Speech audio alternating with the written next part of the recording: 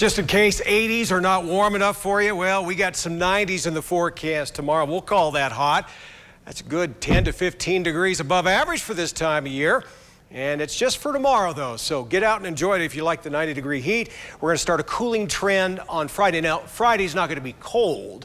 We're looking at 90s tomorrow, down to the 80s on Friday. But that cooling trend will keep going all the way through the weekend.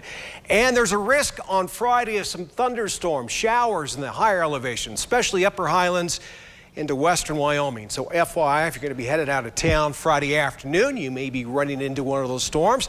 If you're camping, at least in the high country. High pressure in control to our south. Look at this moisture over northern Utah. Some of that will trickle into East Idaho tomorrow as this high kind of bulges a little farther north. That's why it's going to be hotter tomorrow. And it won't be quite as sunny. We'll get some shade in the afternoon. That'll be nice. It'll come in handy being so hot for a daytime high with those 90s on the way.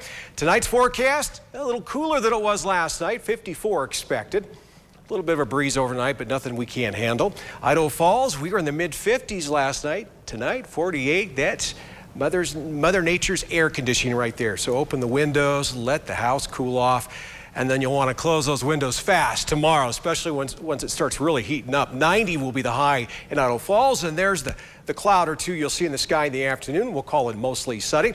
Pocatello will be a couple degrees hotter with a high of 92. We'll call that hot for sure. And a little less in the way of wind tomorrow. Won't be quite as breezy. Of course, we'll make up for that Friday going into Saturday for sure. Temperature map. Highs tomorrow in the Central Mountains, almost 90 for a high in Salmon over in Chalice, mid-90s over in Twin Falls. American Falls, you'll top out at 91. Another day in the 90s down in Malad City. 88 in Rexburg, getting pretty darn close to those 90s. Maybe that's just close enough, right? Travel Tracker, if you want hotter, I'll show you a place that's going to be hotter tomorrow. Try 100 down in Salt Lake City, their first triple-digit day of the year. No wonder they're under a heat advisory until early Friday morning. They're going to cool off as well, and I'm sure they'll be liking that. Temperature in Cache Valley, Logan, topping out in the mid-40s, a couple degrees hotter than here in East Idaho. Southeast Idaho Chevy dealer, your 7-day forecast. Looking ahead. All right, Friday not quite so bad, 86, we can handle that. Saturday, ooh, wind of change. Temperatures will definitely change some more.